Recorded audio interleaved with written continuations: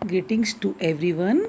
Myself, Dr. Linta Arora, Assistant Professor, Department of Botany, Government PG College, Bara, Rajasthan. Today, we are going to study about heterocyst and economic importance of cyanobacteria. बच्चों, हमने पिछले अध्याय में cyanobacteria के general account के बारे में study की थी.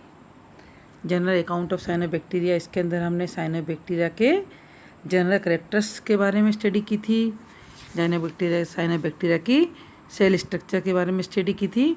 आज हम हेटेरोसिस्ट के बारे में स्टडी, उसी क्रम में हम आगे हेटेरोसिस्ट के बारे में स्टडी करेंगे और साइनोबैक्टीरिया जो है हमारे लिए इकोनॉमिकली कैसे यूज़फुल है उसके बारे में हम स्टडी करेंगे.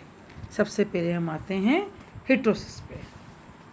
हेटेरोसिस क्या होता है बच्चों? आपको ये स्ट्रक्चर दिखाई दे रहा है, ये नॉस्टॉक का स्ट्रक्चर है. इसमें आपको क्या दिख रहा है? वेजिटेटिव सेल दिख रही हैं, हेटेरोसिस दिख रहे हैं, एकाइनेट दिख रहे हैं. आपको क्लियर नज़र आ रहा होगा कि वेजिटेटिव सेल से हेटेरोसिस जो होते हैं वो आकार में थोड़े बड़े होते हैं और उसकी सेल वॉल जो होती है वो वेजिटेटिव सेल से थिक होती है. बच्चों, हेटेरोसिस का क्या काम है? आप लोग हमेशा ये सोचते होंगे हेटेरोसिस हमारे लिए कैसे इम्पोर्टेंट है. अपने आसपास 12 कोटा इसमें आसपास आपने चावल के खेत देखे होंगे. चावल के खेतों में जो किसान होते हैं वो चावल के खेतों में क्या डालते हैं? एक काई डालते हैं जिसे वो बोलते हैं कंजी, है ना. इस एक काई क्या होती है? ये कंजी क्या होती है? ये क्या होते हैं? मेनली एनाबिना, नॉस्टॉक, ओलोसिरा, टॉलीपथ्रिक्स, ये ब्लू ग्रीन एल्गी होती हैं. इन ब्लू ग्रीन एल्गी में क्या पाए जाते हैं? छोटे छोटे से स्ट्रक्चर हेटेरोसिस पाए जाते हैं. हेटेरोसिस का मेनली फंक्शन क्या होता है? नाइट्रोजन का यौगीकरण करना, और वो यौगीकृत नाइट्रोजन होती है उसको चावल के जो प्लांट्स होते हैं एज सच इसको यूज़ कर लेते हैं. जब ब्लू ग्रीन एल्गी को हम चावल के खेतों में डालते हैं तो क्या होता है कि वहाँ पर जाकर चावल के खेतों में भी ये पानी भरा होता है. चावल के खेतों में इनकी ग्रोथ होती है और चारों तरफ ये चावल के खेतों में फैल जाते हैं. वहाँ जाकर ये अबंडेंट मात्रा में, बहुत अधिक मात्रा में नाइट्रोजन का यौगीकरण करते हैं. ये यौगीकृत नाइट्रोजन जो होती है वो सीधे किसके? चावल के पौधे के काम आती है. जब चावल के पौधे को ये यौगीकृत नाइट्रोजन मिलती है तो क्या होता है? सबसे पहले तो उसकी ग्रोथ अच्छी होती है, उसकी न्यूट्रिशस वैल्यू अच्छी होती है और उसकी जो हमें जो मात्रा मिलती है, जो उसका उत्पादन होता है वो इसका चावल का 20% तक इसका उत्पादन बढ़ जाता है. तो इसलिए ब्लू ग्रीन एल्गी चावल के पौधे के लिए बहुत अधिक इम्पोर्टेंट है. एक तरह से ये नेचुरल कंपोस्ट के रूप में कार्य करती है. अब हम हेटेरोसिस के बारे में सीधी स्टडी करते हैं बच्चों.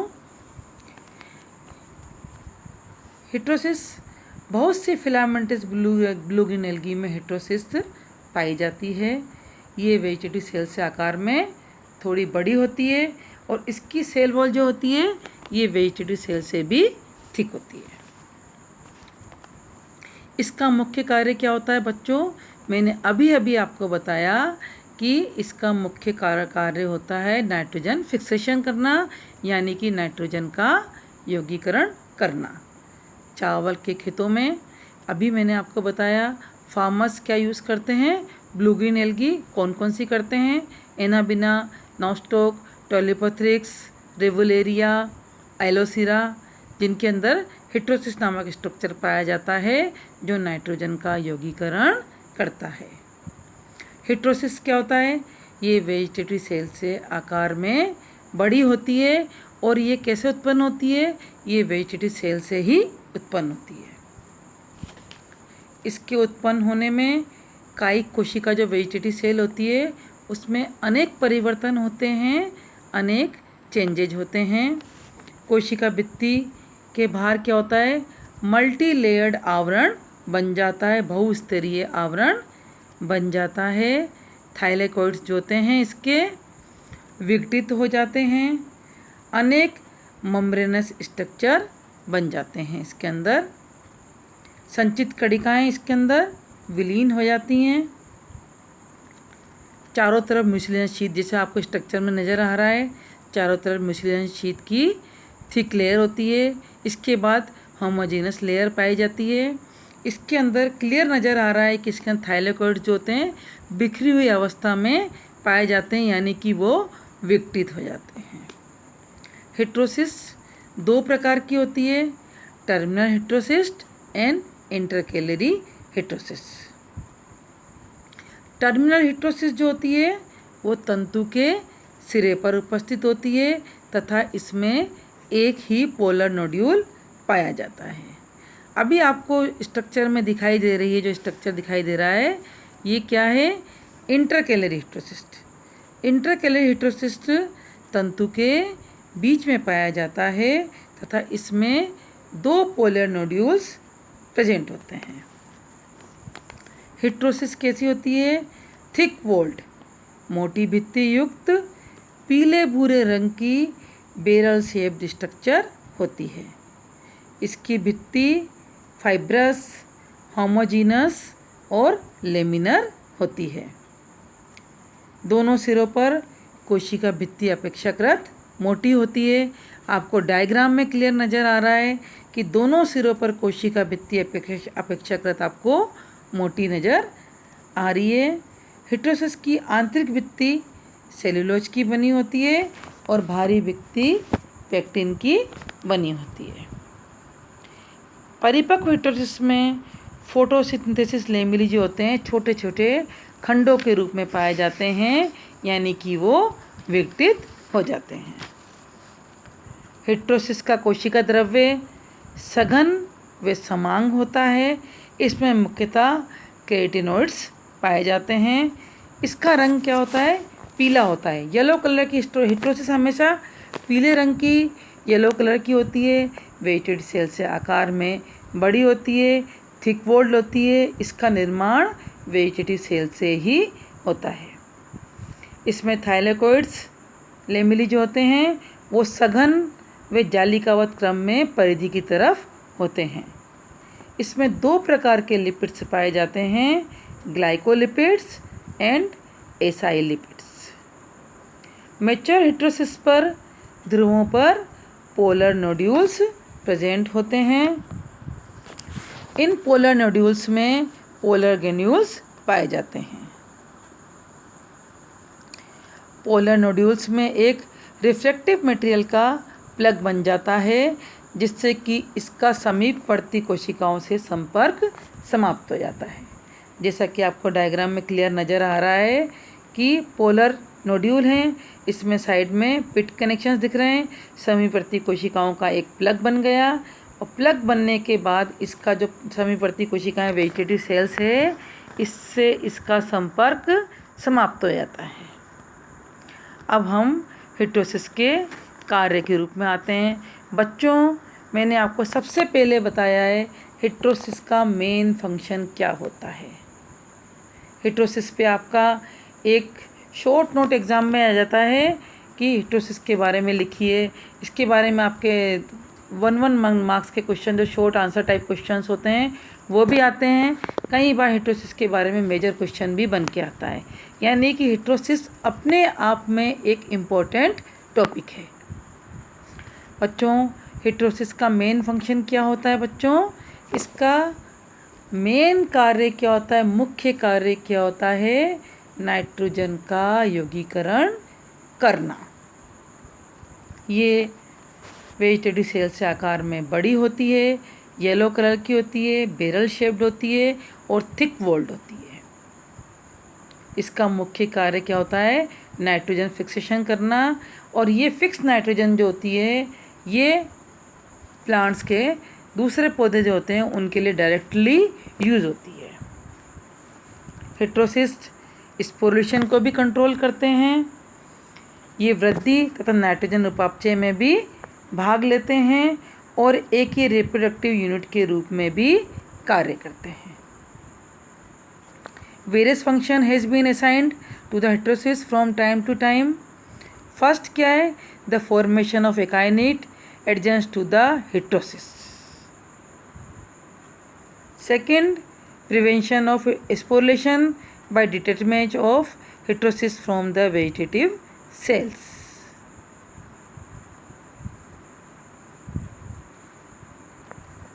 बच्चों, हेटेरोसिस के कार्य के रूप में मैं एक बार दोबारा आपको बताती हूँ। सबसे इम्पोर्टेंट फंक्शन हेटेरोसिस का क्या है? नाइट्रोजन का यौगीकरण करना। ये साइनोबैक्टीरिया ब्लूगिन एल्गी में नाइट्रोजन फिक्सेशन करने वाला अंग है। सेकंड, ये कोशिका की वृद्धि और नाइट्रोजन उपापचय में भी भाग लेते हैं। थर्ड, ये एक जनन इकाई के रूप में भी कार्य करते हैं, यानी कि रिप्रोडक्टिव यूनिट के रूप में भी कार्य करते हैं।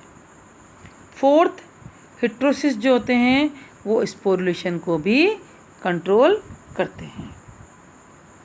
ट्रॉपिकल कंट्रीज जितनी भी हैं, ट्रॉपिकल कंट्रीज़ में क्या होता है?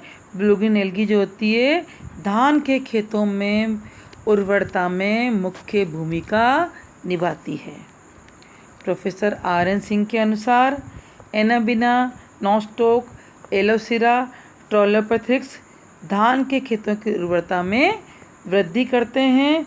वे धान की पैदावार में 20% तक इसमें वृद्धि हो जाती है, यानी कि ये नेचुरल कंपोस्ट के रूप में कार्य करते हैं। इसलिए ये हमारे लिए बहुत ज़्यादा उपयोगी है, नेचुरल कंपोस्ट के रूप में बहुत ज़्यादा उपयोगी है।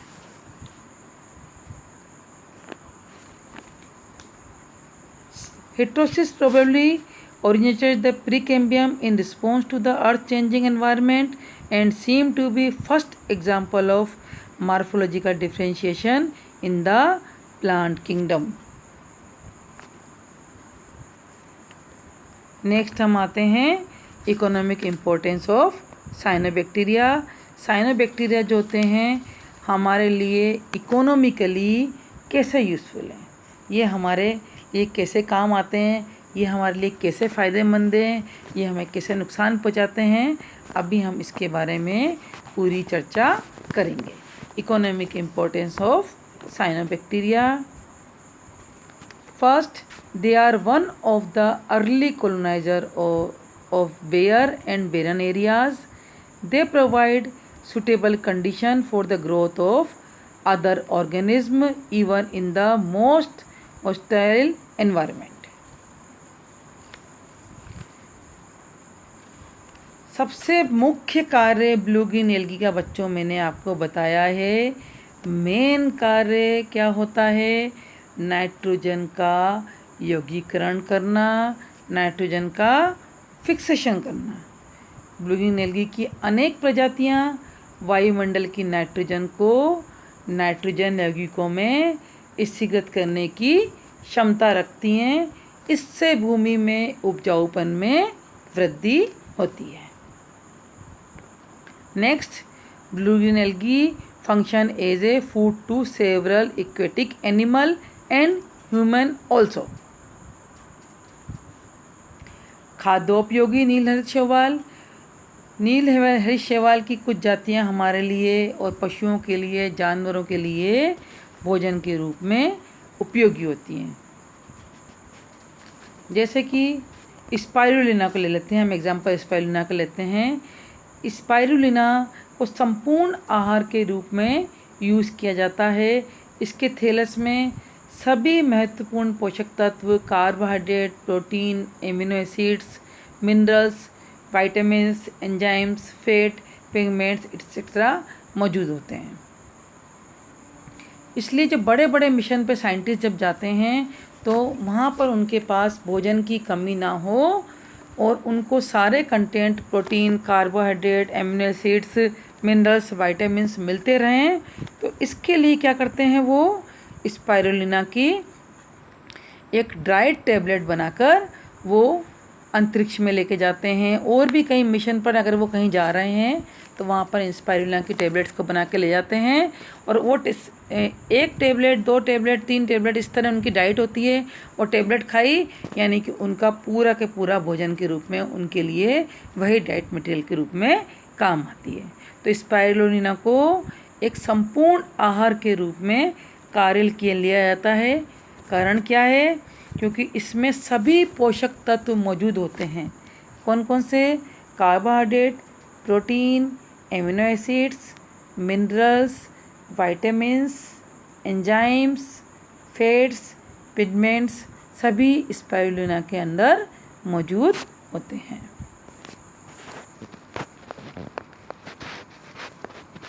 नेक्स्ट, सोइल रिक्लेमिनेशन, भूमि पुनरुद्धार के रूप में भी एल्गी की कुछ स्पीशीज काम में आती हैं।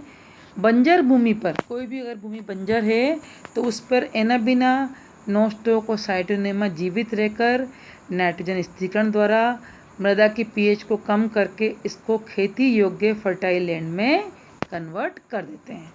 जैसे कि सपोज कल्पना करें कि आपके आसपास कोई बंजर भूमि है, आपकी वहाँ कोई खेती बाड़ी नहीं हो सकती।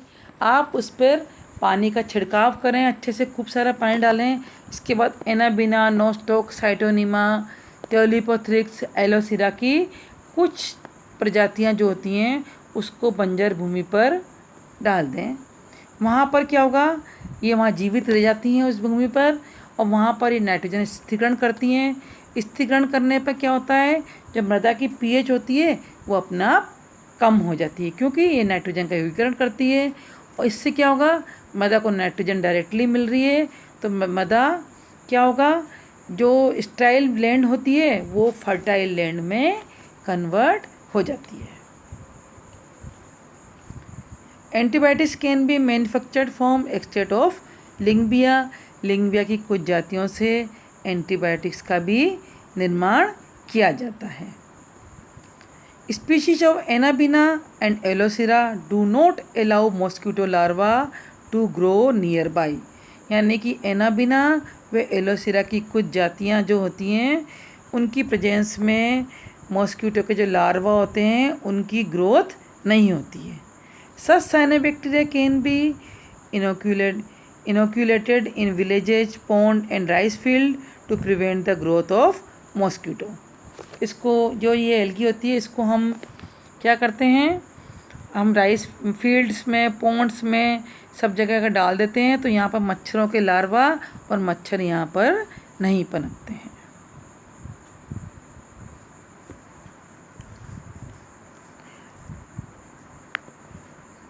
कॉलोनाइजेशन, मृदा का उपनिवेशन। निर्जन चट्टानों, मृदा अपरतित भूमि पर सर्वप्रथम ब्लू ग्रीन एल्गी उत्पन्न होती है। अतः इसको प्लांट सक्सेशन की प्रक्रिया का पायोनियर प्लांट, पुरोगामी पादप कहा जाता है।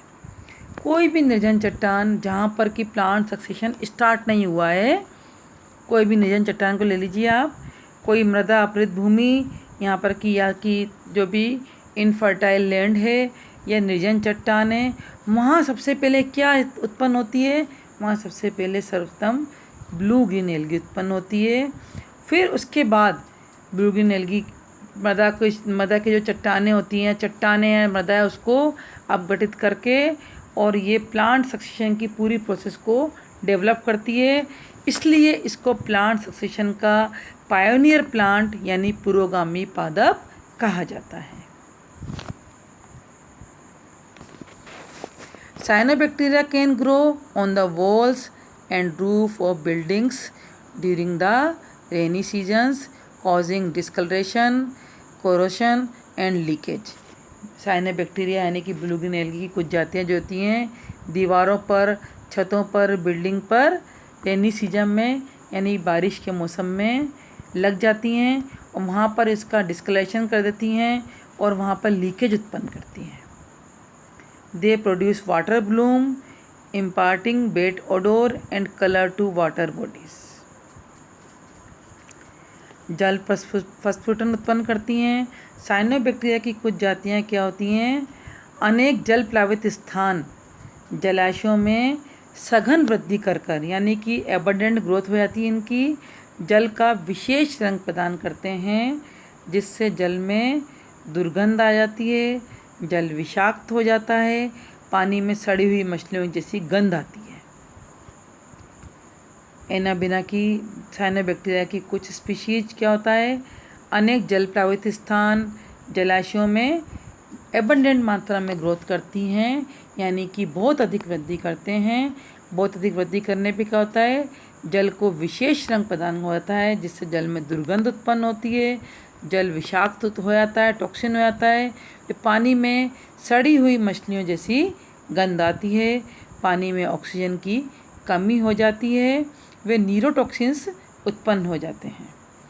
जैसे ही ये पानी में न्यूरोटॉक्सिन्स उत्पन्न हुए तो पानी में जितने भी जीव रहते हैं, मछली वे और भी जलीय प्राणी होते हैं, उनकी सडन डेथ हो जाती है, उनकी मृत्यु हो जाती है। फिर इस पानी को पीने से उनकी डेथ हो गई तो पानी में और टॉक्सिसिटी बढ़ गई, तो इस पानी को पीने से जानवरों की मृत्यु हो जाएगी। वह जो भी तैराक जो पानी के अंदर जाते हैं उनमें स्किन डिजीज हो जाएगी, मनुष्य के आंतों में विकार उत्पन्न हो जाता है। कौन कौन सी स्पीशीज करती हैं, नॉस्टोक, रिवुलेरिया, माइक्रोटिस्टिस, गिलियोट्राइका, ये सब क्या करती हैं, वाटर ब्लूम उत्पन्न करती हैं। सबसे पहले क्या होता है, वाटर ब्लूम में पानी में अबंडेंट मात्रा में इनकी वृद्धि होती है। जब पानी में इनकी ज़्यादा वृद्धि हो गई तो पानी दुर्गंध युक्त हो गया, विषाक्त हो गया, टॉक्सिन हो गया, पानी में सड़ी हुई मछलियों ऐसी गंध आती है। जब बहुत अधिक मात्रा में इनकी ग्रोथ हो गई तो पानी में नेचुरली ऑक्सीजन की कमी हो जाएगी, पानी में न्यूरोटॉक्सिन्स उत्पन्न हो जाते हैं। उसके बाद क्या होता है, जब न्यूरोटॉक्सिन उत्पन्न हो गए तो पानी के अंदर जितने भी जानवर हैं, जलीय प्राणी हैं, मछली और भी जलीय प्राणी हैं, उनको सांस लेने में दिक्कत होती है तो उनकी सडन डेथ हो जाती है। अब उसी पानी को कोई दूसरा जानवर आके पीता है तो उसकी भी मृत्यु हो जाती है क्योंकि पानी के अंदर बहुत सारे टॉक्सिन्स होते हैं। और जो भी पानी के अंदर तैराक अंदर एंटर करा तो उस तैराक को स्किन डिजीज हो जाएगी, मनुष्य के आंतों में विकार उत्पन्न हो जाएगा, है ना। ये सब इसके कारण प्रॉब्लम होती है। Some cyanobacteria produce toxin harmful to most aquatic animals. कुछ साइनोबैक्टीरिया टॉक्सिन्स प्रोड्यूस करते हैं जो कि एक्वेटिक एनिमल्स के लिए बहुत ज़्यादा हार्मफुल होते हैं। They may prove equally toxin to human being drinking और बाथिंग इन सच वाटर। ये ह्यूमन बीइंग के लिए भी उतने नुकसानदायक हैं अगर आप पानी इंसान उस पानी को पीता है या नहाता धोता है।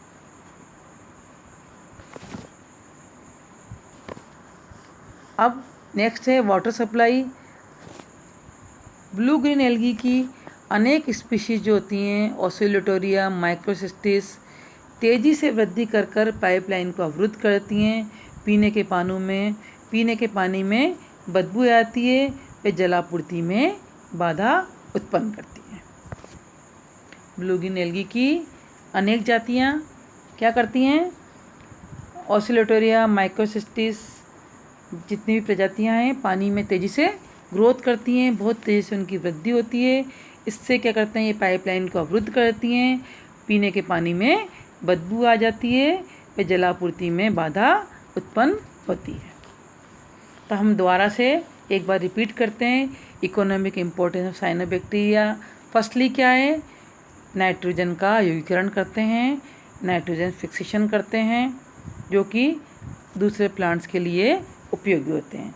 नेक्स्ट, खाद्योपयोगी नील शैवाल a cyanobacteria use as a food. Spirulina की स्पीशीज जो होती हैं हमारे भोजन के लिए काम आती हैं। नेक्स्ट है सोइल रिक्लेमिनेशन, कोलोनाइजेशन। नेक्स्ट क्या है, कोलोनाइजेशन, भूमि उपनिवेशन। Next water bloom, water supply को बंद कर देती हैं, अवरुद्ध कर देती हैं। ये साइनोबैक्टीरिया के कुछ इकोनॉमिक इम्पोर्टेंस है। Thank you.